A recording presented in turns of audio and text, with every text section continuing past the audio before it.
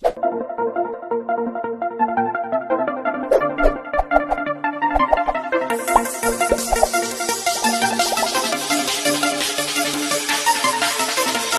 सभी का स्वागत करता हूं फिजिक्स ज्ञान मुकेश नाइक चैनल पे। आज हम लोग फिजिक्स 2 पार्ट 2 बोलो या सीधा सीधा अभी पार्ट 1 पार्ट 2 कुछ रहा नहीं है एक्चुअल देखा जाए तो, ठीक है ना। तो आज हम लोग बात करने वाले हैं structures of atom and nuclear. जिन बच्चे ने केमिस्ट्री का अगर स्ट्रक्चर ऑफ एटम पढ़ा नहीं है तो बिल्कुल भैया वहां से पढ़ के इस चैप्टर पे आना बहुत ही जरूरी है। अगर आपके कॉन्सेप्ट क्लियर नहीं है तो सभी चीज ऊपर से है ना। तो भी मैं कोशिश करूंगा यार आपको समझा के देने की, लेकिन तो भी आप लोगों को कुछ साइंटिस्ट के नाम पता होना चाहिए, कुछ उनकी थ्योरीज पता होना चाहिए, क्योंकि यहां पे सभी चीजें शॉर्टकट है, ठीक है ना। तो अगर आप लोग ये चैप्टर बहुत अच्छा समझते हो तो केमिस्ट्री का स्ट्रक्चर ऑफ एटम पढ़ना पड़ेगा। तो चलो बच्चों, आपके चैप्टर को मैं स्टार्ट करने जा रहा हूं। आप क्लास 12 का physics part 2 chapter 15 structure of atom and nuclear lecture number 1 introduction पहला ही पार्ट देख रहे हैं हम लोग।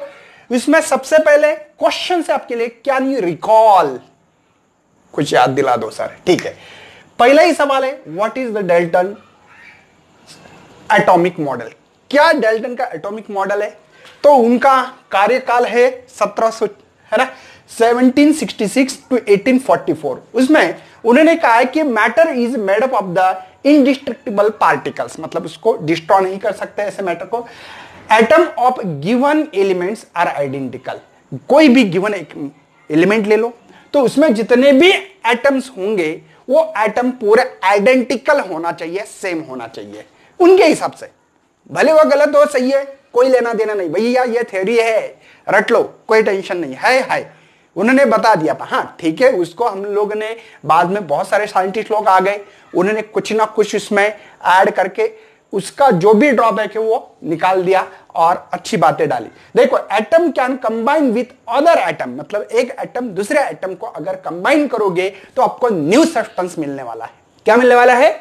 न्यू सब्सटेंस मिलने वाला है। यही डाल्टन की थ्योरी भैया, यही एटॉमिक मॉडल, ठीक है। उसके बाद में what are the atom made up of, atom कैसे बनता है? तो हमने बताया कि nucleus positive charge and electron dwell around nucleus negative charge होते हैं, और जो न्यूक्लियस वो प्रोटॉन और न्यूट्रॉन से बनने वाला है। बस इतना ही सवाल का आंसर देना है, ज्यादा लिखना नहीं इसमें, ठीक है। और इसके ऊपर कोई सवाल नहीं आता है। What is the wave particle duality? मैंने आपको बताया था भैया इलेक्ट्रोमैग्नेटिक रेडिएशंस या वेव्स बोलो। यहां पे मैंने बताया था कोई भी जो रेडिएशंस है, हमने पढ़ा था, याद है इसके पहले चैप्टर कौन सा था? Dual nature of radiations of matter पढ़ा था ना। तो ये रेडिएशंस एक वेव होती है और साथ में भैया ये पार्टिकल भी होता है। तो ये किसने बताया था? कौन से थ्योरी पे बताया था मैंने? इंटरफेरेंस डिफ्रैक्शन के बारे में, बराबर है। और पार्टिकल का नेचर कौन बताता है? तो पार्टिकल का नेचर भैया हमने फोटो इलेक्ट्रिक इफेक्ट एक प्रैक्टिकल पढ़ा था, उसमें कहा था कि जो वो रेडिएशन आ रहे हैं उसमें एक पार्टिकल होती है, उस पार्टिकल का नाम फोटॉन्स था। क्या था भैया? फोटॉन्स। तो मैंने बोला था यहां पे आप लोग एग्जांपल दे सकते हैं, फोटो इलेक्ट्रिक इफेक्ट या ब्लैक बॉडी का एग्जांपल दे सकते हो, साथ में कॉम्पैक्ट इफेक्ट इसका भी मैंने बताया था। कोई शक है? तो ड्युअलिटी हुआ कि नहीं? कैसे? वेव एज अ पार्टिकल, मतलब इलेक्ट्रोमैग्नेटिक वेव, ये एक वेव भी है और साथ में कौन है भैया? पार्टिकल भी। ड्युअलिटी हो गए। नेक्स्ट चौथा सवाल है आपके पास, what are the matter waves? Matter एक वेव्स है, मतलब मैं, आप, मेरा फोन आप देख रहे, कंप्यूटर पे हो सकता, मोबाइल पे हो सकता, ये सभी भैया मैटर्स है और ये वेव हो सकते। मैंने आपको कैलकुलेशन भी करके दिए थे, मैंने आपको प्रूव करके दिया था, याद है क्या? कि यार हमारी जो वेव होती है बहुत छोटी होती है। कैसे? बहुत छोटी होती है, इसलिए वेव ऑसिलेटेड, कोई भी moving particle associated with waves, ऐसा कहा था। मतलब मैं अगर मूव कर रहा हूं तो वेव होगी, वेव तैयार होती है, लेकिन बहुत छोटी होती है। जैसे कि हमने इलेक्ट्रॉन की वेव एक मतलब अच्छी खासी वेव्स होती है, हमने बताया था, मेरे ख्याल से मेरी जो होती थी वो 10⁻38 मीटर, बहुत छोटी, और उसकी 10⁻10 आती थी इलेक्ट्रॉन कोई मूव हो रहा है तो, है ना। तो ये मैंने आपको मैटर में बताया था। तो ये चारों सवाल के आंसर मैंने दे दिए हैं। यहां पे आपका है इंट्रोडक्शन। ये दो साइंटिस्ट ने पहले जैसे कि बताया था कि 460 या 370 बीसी, मतलब पता ना बिफोर क्राइस्ट, जो भी है देख लेना। तो matter is made up of the individual part is called as atom. मतलब मैटर का जो इंडिविजुअल जो पार्ट्स है उसको कहा था हमने, एटम्स। मतलब एटम से मैटर बनता है, ऐसे कहा था। डाल्टन की मैंने ऑलरेडी थ्योरी बता दी आपको।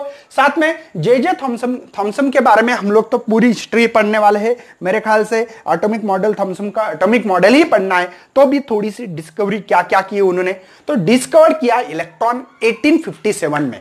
ठीक है, इनका यह कार्यकाल है 1856 टू 1940 तक। लेकिन उसमें उन्होंने 1887 में क्या डिस्कवर किया, इलेक्ट्रॉन को डिस्कवर किया। क्यों, उन्होंने सबसे पहले बता दिया। इसके पहले इलेक्ट्रॉन को किसी ने बताया नहीं था। उन्होंने कहा सबसे छोटा पार्टिकल एटम से होता है। लेकिन इन्होंने कहा है जे थॉमसन ने कि सबसे पहले इलेक्ट्रॉन क्या चीज होती है, एटम्स में एक इलेक्ट्रॉन नाम की एक चीज होती है। इन्होंने बताया, कैसे बताया हम लोग देखने वाले, इसके जो भी 15.2 जो पॉइंट्स है उसमें देखने वाले। लेकिन क्या हुआ, then proceed to give his the atomic model which had the some deficiency. उसमें कुछ डिफिशियंसी थी, कुछ कमतरता थी, कुछ कमियां थी। तो उनकी जो कमियां है उन्होंने रुदरफोर्ड और नील बोर्स जो साथ थे हमारे जो साइंटिस्ट है, उन्होंने कुछ और उनका ऊपर का मॉडल्स निकाला। जैसे एटॉमिक जो मॉडल्स होता है उन्होंने उसके ऊपर निकाला। उन्होंने क्या कहा है, उन्होंने कहा है कि एटम कंटेन टिनी न्यूक्लियस। मतलब एटम्स होता है, इस एटम में एक छोटा सा पार्ट्स होता है और इस पार्ट्स को नाम दिया उन्होंने न्यूक्लियस। ठीक है, और ये जो न्यूक्लियस है इसकी साइज जो है ये एटम के साइज से बहुत छोटी होती है। कितनी, तो उन्होंने कहा है कि 1,00,000 टाइम्स। कितनी, 1,00,000 टाइम छोटी होती है। और उनके दौरान कहा है कि एटम जो होता है, इसकी जो एटम की जो साइज है, एटम की जो साइज है भैया, वो 10⁻15 मीटर होती है। कुछ लोग फेम्टोमीटर में लिखते हैं। 10 फेम्टोमीटर लिखना है तो लिख सकते हैं हम लोग 10 फेम्टोमीटर। हाँ ठीक है, इसी को 10 नहीं तो ये फेम्टोमीटर में लिखना है। -15 मतलब फेम्टोमीटर होता है। ठीक है ना, इतनी एटम के साइज है। और न्यूक्लियस की जो साइज है, किसकी भैया, न्यूक्लियस की जो साइज है 10⁻⁻, जो होती है -10 मीटर। बात समझ में आ रही है। एटम की साइज इतनी, न्यूक्लियस की इतनी, इससे कितनी गुना छोटी होगी, तो 1,00,000 टाइम छोटा होगा न्यूक्लियस। और न्यूक्लियस का जो मास है भैया, ये पूरा इसके अंदर भरे वाला। किसके अंदर, न्यूक्लियस के अंदर। और उसका किसी ने कहा है कि एटम में सबसे ज्यादा हेवी चीज कौन से, तो न्यूक्लियस है। और उसका इस एटम की जो सही में आइडेंटिटी है वो न्यूक्लियस के कारण है। और न्यूक्लियस में जो मास होता है वो 99.99% सभी मास इस न्यूक्लियस के ऊपर डिपेंड होता है। किसी ने कहा है कि चलो एटम का के मतलब एटम से न्यूक्लियस को जुदा कर दो, दूर फेंको, तो उसका मास कितना होगा, तो आप बोलेंगे सर निग्लिजिबल है। ऐसा भी बोल सकते हैं, बहुत कम होता है। न्यूक्लियस के कारण ही उस एटम का मास डिपेंड करता है। मतलब एटम में सबसे मेन पार्ट है न्यूक्लियस, इससे ज्यादा मास, इससे सबसे ज्यादा न्यूक्लियस का जो, और यहां पे पॉजिटिव चार्ज है एटम के, और इसका ये पॉजिटिव चार्ज होते हैं, यहां पे प्रोटॉन्स होते हैं, न्यूट्रॉन भी होते हैं इसमें, लेकिन प्रोटॉन। और जितने नंबर ऑफ प्रोटॉन होंगे उतने नंबर ऑफ इलेक्ट्रॉन होते, बात करेंगे। तो हम लोग जे थॉमसन के बारे में पढ़ा था। इसके बाद में हम लोग डिटेल में जे थॉमसन जो थॉमसन एटॉमिक मॉडल क्या है डिस्कशन करेंगे। उसके बाद में हम लोग आगे बढ़ने वाले हैं गीगर एंड मर्सडन एक्सपेरिमेंट। एक्चुअली ये सिलेबस में डिलीटेड पोर्शन है, मैं ले लूंगा। क्यों, क्योंकि भैया रुदरफोर्ड ने क्या किया था ये इसी चीज से समझ में आता है।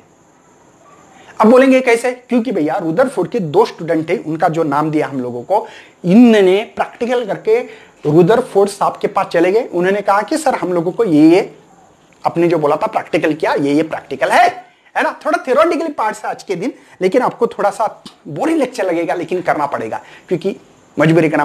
जे थॉमसन का जो एटॉमिक मॉडल्स है उन्होंने 1903 में, है ना, ये एटॉमिक मॉडल रखा था। उन्होंने कहा है कि उन्होंने एक एक्सपेरिमेंट करके दिखाया। उन्होंने डिस्कवरी किस चीज की थी? इलेक्ट्रॉन्स की।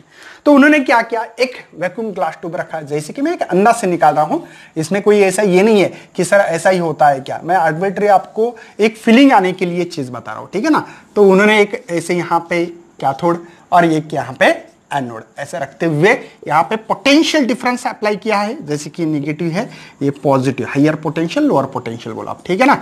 अब उन्होंने क्या किया, एक इवाकुलेटेड ग्लास ट्यूब, ये ग्लास ट्यूब है इवाकुलेटेड, इसमें कोई गैस नहीं भैया, नाइट्रोजन ऑक्सीजन कोई कार्बन डाइऑक्साइड कोई गैस नहीं है, समझे। जैसे ही इन्होंने दो इलेक्ट्रोड लिए, एक कैथोड है एक एनोड है, ठीक है। कैथोड को नेगेटिव टर्मिनल को पोटेंशियल को कनेक्ट किया है, एनोड पॉजिटिव पोटेंशियल को कनेक्ट किया है। यहां पे जैसे कनेक्ट करने के बाद पोटेंशियल जो है यहां पे डिफरेंस वो अप्लाई किया, जैसे अप्लाई किया तो कुछ रेज आ रही थी ऐसी जुन जुन इधर ऐसे आ रही थी, देखा उन्होंने।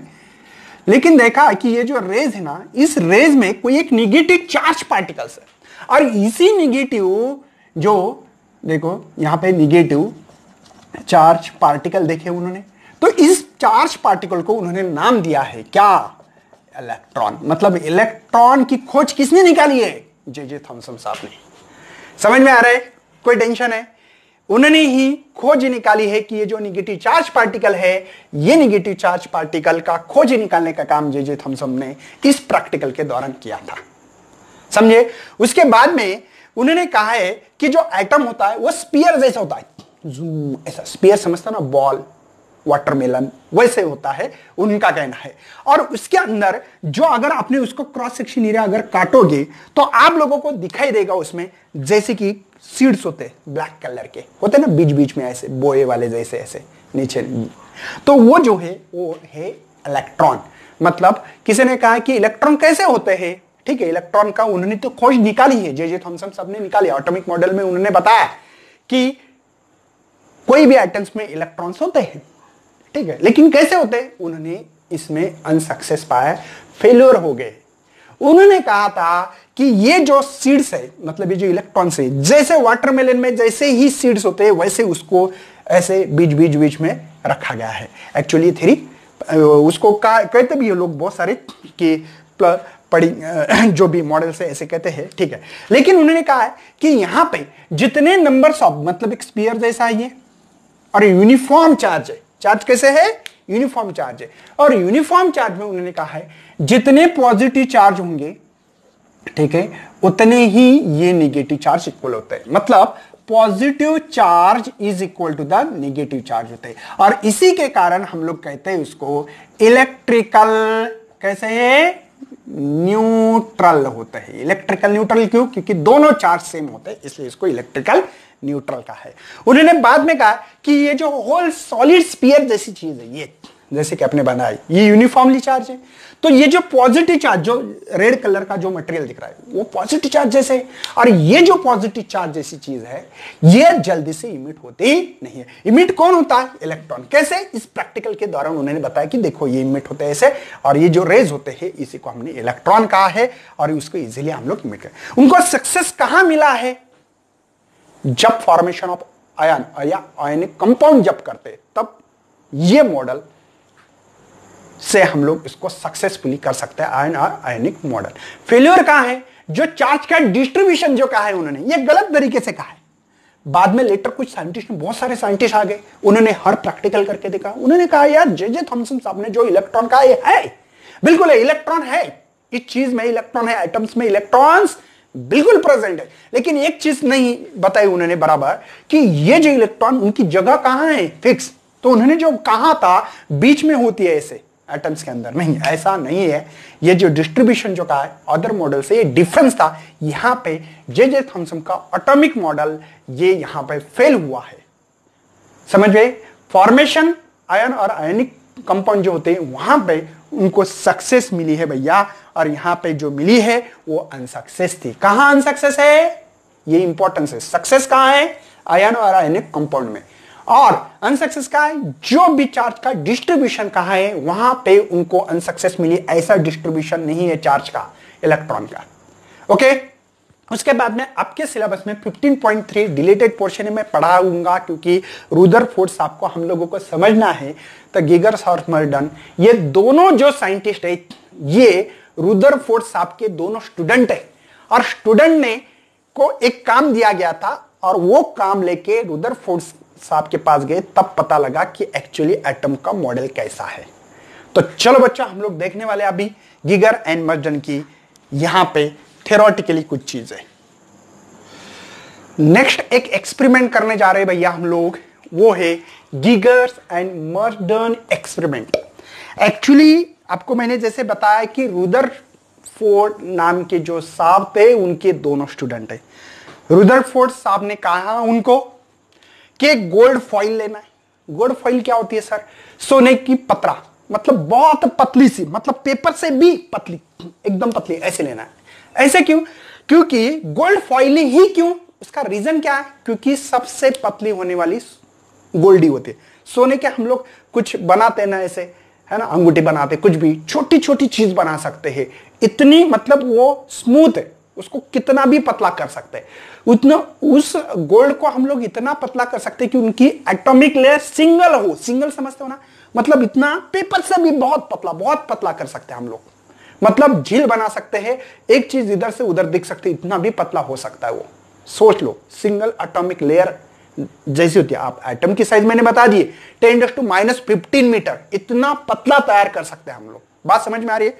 तो उन्होंने गोल्ड फॉइल दी, एक रेडिएक्टिविटी सब्सटेंस दिया जिसमें से अल्फा पार्टिकल समझते भैया, हेलियम अल्फा पार्टिकल को बोलते हैं, है ना, पता है ना, 2 प्रोटॉन्स होते हैं और एटॉमिक मास नंबर उसका 4 होता है। तो अल्फा पार्टिकल इमिट होना चाहिए, ऐसा एक सोर्स दे दिया।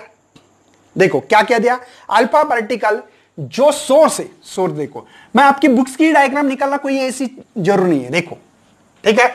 यहां पे उन्होंने एक ऐसी मतलब एक फाइन बीम, मतलब उसमें से ओनली इसमें से जो भी अल्फा पार्टिकल्स जो आ रहे हैं वही जाना चाहिए, और बाद में गोल्ड फाइन ले ली जो कि पतरा होती है एक्चुअल में। ये रियल डायग्राम है, एक्चुअल डायग्राम यही है, ठीक है ना।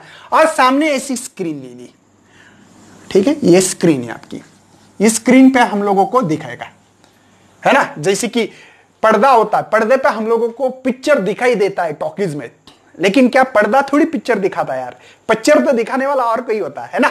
और यहां पे एक डिटेक्टर लिखा है मैंने, क्या है ये?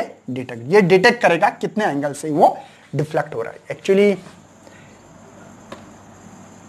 ठीक है, चलेगा, कोई प्रॉब्लम नहीं, यहां पे भी कर सकते हैं, आपकी बुक्स में ऐसे ही दिया है, ठीक है ना। एक्चुअली यहां होना चाहिए, थोड़ा सा इसको यहां निकालता हूं, ठीक है ना। ये देखो, ये गोल्ड फॉइल है, मतलब सोने की पतरा है, ठीक है, और यहां पे डिटेक्टर रखा है, ठीक है।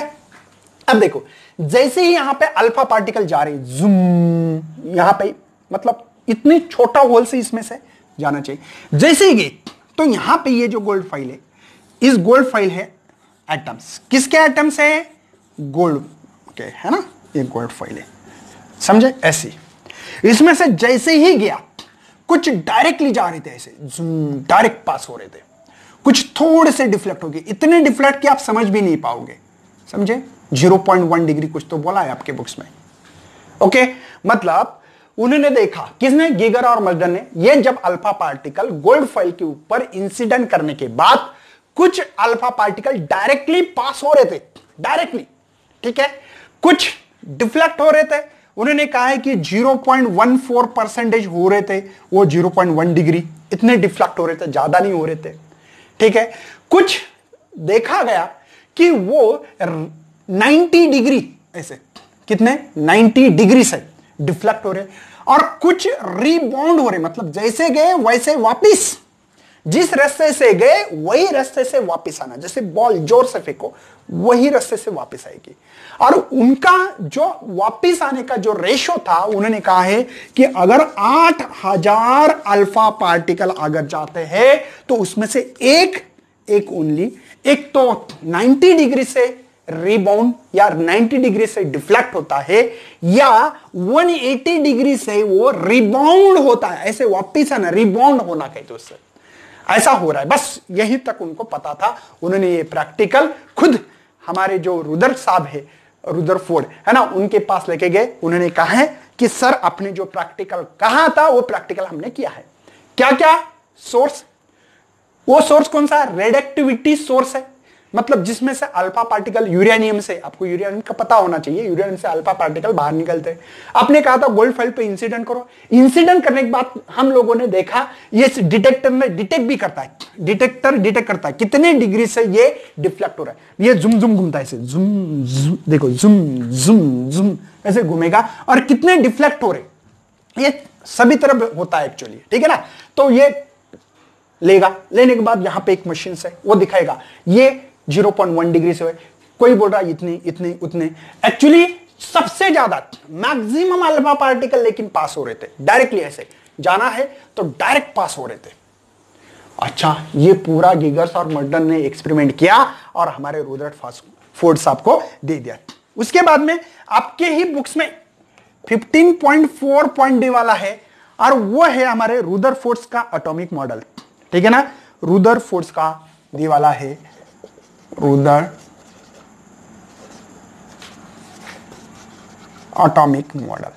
अब ये मॉडल एक्चुअली सभी इन्होंने जो प्रैक्टिकल किया था इसी के ऊपर उन्होंने कुछ ऑब्जर्वेशन किए, उनके ऊपर डिटेल में स्टडी की, बस यही प्रैक्टिकल है, बस उसको आगे बढ़ाया, क्योंकि ये उनके दो स्टूडेंट थे, उन्होंने काम करके दिया। उन्होंने कहा अच्छा, मतलब जब भी अल्फा पार्टिकल इस गोल्ड फॉइल पे मैं इंसिडेंट कर रहा हूं, मैं मतलब ये दोनों कर रहे हैं, तो पास क्यों होते होंगे। तो उन्होंने कहा है कि जो एटम्स होता है, एटम में एम्प्टी स्पेस बहुत ज्यादा है, जैसे अल्फा पार्टिकल गए पास हो गए, जैसे आगे पास हो गए, जैसे आगे पास हो गए, जैसे आगे कुछ थोड़े से डिफ्लेक्ट हो रहे, कुछ थोड़े से ऐसे डिफ्लेक्ट हो रहे, मतलब यहां कहीं ना कहीं, और कुछ पार्टिकल्स तो ऐसे हैं भैया कि वो जाने के बाद ऐसे हो रहे या रिबाउंड हो रहे, वापस आ रहे, और वो कहां से आ रहे, तो उन्होंने सर्च किया बीच में से। तो उनको ये बात समझ में आ गई सबसे पहले कि नंबर 1 कि एटम में एम्प्टी स्पेस बहुत ज्यादा भैया, एटम में सबसे बड़ा बहुत बड़ा एम्प्टी स्पेस है, नंबर 1। नंबर 2 उन्होंने कहा है कि सेंटर में एक ऐसी चीज है जिस चीज पे कोई भी चीज जाने के बाद वो डिफ्लेक्ट होती है, मतलब वहां पे इस एटम का सबसे बड़ा मासिव पार्ट्स है, और वो है, हमने पढ़ा था 90.99%, इतना बड़ा मासिव पार्ट्स है, और उसको नाम दिया गया है क्या, न्यूक्लियस। क्या नाम दिया गया उसको, न्यूक्लियस, समझे। और थर्ड चीज उन्होंने कहा है कि ये जो डिफ्लेक्ट हो रहा है, तो इसके अगल बगल में कोई चार्ज घूम रहा है, ऐसे एक पर्टिकुलर सेल में, ऑर्बिट में, जो बोलते होंगे बोल लो आप, है ना। तो इसी के कारण उसका डिफ्लेक्शन भी होता है, क्योंकि इसके ऊपर पॉजिटिव है, अल्फा पार्टिकल के ऊपर पॉजिटिव चार्ज होता है, पता होना चाहिए आप लोगों को, है ना, पॉजिटिव चार्ज होता है, उसके कारण कुछ डिफ्लेक्शन होता होगा। और ये है आपका यहाँ पे जो एक पर्टिकुलर इसमें जो घूम रहा है वो इलेक्ट्रॉन्स है। ये तीनों चीजें इन दोनों के प्रैक्टिकल के हिसाब से उन्होंने बताई। कोई शक है भैया, इलेक्ट्रॉन में सबसे मेन क्या है, सॉरी एटम में सबसे ज्यादा क्या है, एम्प्टी स्पेस है, इसलिए कोई भी अल्फा पार्टिकल आ रहा है, घुस रहा है अंदर और चले जा रहा है, पास हो रहा है, कोई इसको दिक्कत ही नहीं ना। मतलब ये देखो, ये गोल पार्ट है ऐसा, उसमें से जा रहा है झूम झूम झूम झूम झूम, कोई पार्ट नहीं, लेकिन बीच में एक ऐसा पार्ट है कि वो मासी पार्ट है, उससे जूम वापस आना पड़ रहा है, किसको, इस अल्फा पार्टिकल को, और इसी को न्यूक्लियस पार्ट। और इस न्यूक्लियस में क्या होता है, प्रोटॉन एंड न्यूट्रॉन, जितने नंबर्स ऑफ प्रोटॉन्स होंगे उतने नंबर्स ऑफ इलेक्ट्रॉन होते हैं, क्योंकि positive charge is equal to, मैंने लिखा था equal numbers of negative charge होते हैं, ठीक है, मैंने नेगेटिव पॉजिटिव, इसी के कारण हमने इलेक्ट्रिकल न्यूट्रल कहा था। लेकिन तो भी भैया रुदरफोर्ड के एटॉमिक मॉडल में तो भी गड़बड़ थी, इसीलिए हमारे पास नील बोहर साहब आ गए। उनकी 3 पॉसिबिलिटी है, पुराने सिलेबस में थी, इस सिलेबस में हम लोगों को ये पढ़नी नहीं है। इसका मतलब आप लोगों को ये बातें सभी समझ में आती होगी। सबसे मेन उसकी जो साइज है एटम की, ये कितनी है, 10⁻⁻15 मीटर, ठीक है। न्यूक्लियस की 10⁻⁻10 मीटर, इसलिए 1 लाख टाइम्स ऑफ स्मॉलर बोलो, न्यूक्लियस स्मॉल है या एटम बड़ा है, ऐसा कुछ भी बोलो, आपको जो लगता है वो सही है, ठीक है, बात समझ में आ गई। एम्प्टी पे से न्यूक्लियस, इलेक्ट्रॉन, सभी चीज। लेकिन यहाँ पे जे थॉमसन ने जो बताया था वो गलत था, क्योंकि उन्होंने कहा था कि वाटरमेलन के जैसे सीड होते वैसे होते नहीं, actually electron revolve around the nucleus. उनकी एक गलती है भैया, बहुत बड़ी गलती है। क्या है गलती? हम लोग इसकी जो डिफिकल्टी है ये भी, क्योंकि उन्होंने difficulty with the Rutherford of atomic model क्या है, उन्होंने कहा है कि ये जो इलेक्ट्रॉन है भैया, ये इलेक्ट्रॉन जब घूमता है तब एनर्जी कुछ बाहर डालेगा, और बाहर डालने से ऐसे जुम जुम स्पाइरल पाथ जुम जुम जुम जुम करते हैं, जुम यहां पे आएगा। जैसे आएगा वैसे अनस्टेबल हो गया हो तो कोलैप्स होगा ना एटम्स। तो उन्होंने एक गलती की थी, पढ़ने वाले हम लोग, लेकिन ये बातों को आप लोगों को इनकी साइज गीस क्या क्या, एक्चुअली इनका जो एक्सपेरिमेंट है ये इनके एक्सपेरिमेंट को मतलब उनको प्रैक्टिकल दिया गया है, और ऑब्जर्वेशन सही में उन्होंने ऑब्जर्वेशन की है। ये चीजें की एम्प्टी पे से न्यूक्लियस के बीच में, और न्यूक्लियस बहुत भारी भक्कम है, बहुत ज्यादा मास है, इसके कारण ये रिबाउंड, एक्चुअली रिबाउंड होना वर्ड क्यों इस्तेमाल करते हैं मैं बताता हूं। मुझे बताओ, ये एटम्स है, एटम में न्यूक्लियस है भैया, ये न्यूक्लियस में होते हैं पॉजिटिव चार्ज, और जो मैं अल्फा पार्टिकल जो आ रहा है ना यहां पे वो भी पॉजिटिव है, तो जाएगा यहां तक है, ये पॉजिटिव रिपल्शन होने के बाद रिबाउंड होता है, उसको टच नहीं करता है। बहुत सारे बोलते हैं लोग इंसिडेंट हो गया, नहीं, रीबाउंड वर्ड इस्तेमाल क्यों किया बुक्स में, इसका रीजन है कि ये जा रहा है जाएगा, तो ये पॉजिटिव रिपल्शन, मतलब देखो ये पॉजिटिव नजदीक आ रहे थे, बाद में उसको समझ में आ रहा है यार ये तो पॉजिटिव रिपल्शन होगा, तो यहां से मुड़ जाएगा, मतलब टच नहीं करेगा, ऐसे टच नहीं करेगा, रिबाउंड होके जाएगा। क्यों? पॉजिटिव रिपल्शन, इसके कारण। ठीक है, हम लोग क्या डिफिकल्टी अभी बात करने वाले हैं वन बाय वन। नेक्स्ट आगे बढ़ रहे हैं हम लोग 14.4.1 डिफिकल्टीज विद रुदरफोर्ड। क्या क्या डिफिकल्टी बढ़ रहा है हम लोगों को, अब कहां क्या जा रहा है एक्चुअल मैक्सवेल के इक्वेशन के हिसाब से। मतलब ये आपका एटम है भैया, एटम में न्यूक्लियस है आपका, पॉजिटिव चार्ज, न्यूट्रॉन प्रोटॉन होता है, और जो इलेक्ट्रॉन्स है ये इलेक्ट्रॉन्स मूव कर रहा है ऐसे जुम जुम, है ना, पता है ना, ऐसे ऐसे पता होगा आप लोग एनिमेशन देख लेना कि एटम्स का एनिमेशन इलेक्ट्रॉन रिवॉल्व कैसे होते हैं। ठीक है, अब ये जो इलेक्ट्रॉन्स है ये रिवॉल्व करता होगा, जैसे ही रिवॉल्व कर रहा है मतलब क्या है समझ लो आप, जैसे ही इलेक्ट्रॉन रिवॉल्व करेगा तो इसकी वेलोसिटी ठीक है, कांस्टेंट है, कोई ठीक है, कांस्टेंट यूनिफॉर्म वेलोसिटी मूव कर रहा है, लेकिन सर्कुलर मोशन में मूव कर रहा है, मतलब इसकी स्पीड का डायरेक्शन ये है भैया, देखो ये इसका डायरेक्शन ये है, इसका डायरेक्शन जब इलेक्ट्रॉन यहां आएगा तब ये होगा, यहां पे इसका डायरेक्शन ये होगा। मेरी बात समझ में आ रही है? मतलब ठीक है, यूनिफॉर्म वेलोसिटी उन्होंने कहा है कि कांस्टेंट वेलोसिटी से मूव कर रहा होगा, लेकिन क्या है ये वेक्टर क्वांटिटी वेलोसिटी, मतलब इसकी स्पीड कांस्टेंट है ऐसे मानो, लेकिन ये जो है ये डायरेक्शन चेंज कर रहा है। डायरेक्शन चेंज करना मतलब इसकी वेलोसिटी क्या हो रही है, वेलोसिटी हो रही है चेंज, और जब वेलोसिटी चेंज होना तब उसको कहते हैं हम लोग क्या, एक्सेलरेटेड मोशन। एक्सेलरेशन क्यों हो रहा है, वेलोसिटी चेंज होने, वेलोसिटी चेंज होना उसी को एक्सेलरेशन मोशन कहते हैं हम लोग। अच्छा, एक्सेलरेटेड मोशन है इसका। अब एक्सेलरेटेड मोशन है मतलब इसकी वेलोसिटी, तो ये क्या कर रहा है, एनर्जी रेडिएट कर रहा है, ये एनर्जी रेडिएट कर रहा है इसे। अब एनर्जी रेडिएट कर रहा है मतलब उसकी फ्रीक्वेंसी बाहर जा रही है, मतलब energy E is equal to H nu, जैसे हमने फोटॉन्स में पढ़ा था फ्रीक्वेंसी, तो इसकी फ्रीक्वेंसी कम होगी, फ्रीक्वेंसी कम होने से एनर्जी कम होगी, एनर्जी कम होने से ये न्यूक्लियस उसको अंदर खींचता होगा, तो इसके कारण उसकी स्पाइरल पाथ ऐसे चेंज होती होगी, तो इसका रेडियस कम हो रहा है। देखो ना, पहला रेडियस यहां पे था, अब दूसरा रेडियस यहां होगा, बात समझ में? तो रेडियस कम हो रहा है, रेडियस कम होते क्योंकि एनर्जी इमिटेट कर रहा बाहर, ऐसे करते करते ये जो इलेक्ट्रॉन इस न्यूक्लियस में आएगा, जैसे न्यूक्लियस में आए तो एटॉमिक मॉडल के हिसाब से ये एटम ही नहीं रहेगा, ये तो कोलैप्स हो गया, एटम की जो प्रॉपर्टीज वो कोलैप्स हो चुकी है। यही ड्रॉबैक है हमारे रुदरफोर्ड साहब का, यही ड्रॉबैक है भैया। क्या, स्पाइरल पाथ से इलेक्ट्रॉन किसमें, न्यूक्लियस में आता है, और वो एटम की प्रॉपर्टी वो कोलैप्स करता है, लेकिन ये ऐसा एक्चुअल में होता नहीं है। यही उनकी खासियत, मतलब इलेक्ट्रोमैग्नेटिक जो रेडिएशन होते हैं उन्होंने कहा है, तो ऐसा एक्चुअल में होता नहीं है। तो इसी के कारण हमारे नील्स बोर साहब ने 3 पॉसिबिलिटी थ्योरी दी गई थी। ये ही इसकी हिस्ट्री मेन, ये आपको पता होना चाहिए, बहुत ही इंपॉर्टेंस है और बहुत ही मायने करती है। यही उनको क्या फेल्यूर होगी ये थ्योरी रुदरफोर्ड की। रुदरफोर्ड का मॉडल है, यही डिफिकल्टी थी इन मॉडल में समझने में। इसी के कारण नील बोर साहब आ गए, लेकिन आपके सिलेबस में नहीं है। तो एटॉमिक स्पेक्ट्रा क्या है क्या नहीं है, इसके अगले लेक्चर में हम लोग बहुत ही डिटेल में लेक्चर लेके आएंगे। तब तक आप लोगों को शेयर करना है, नहीं तो सब्सक्राइब भी करना भैया, और लाइक भी करना है। चलो, thank you and best luck.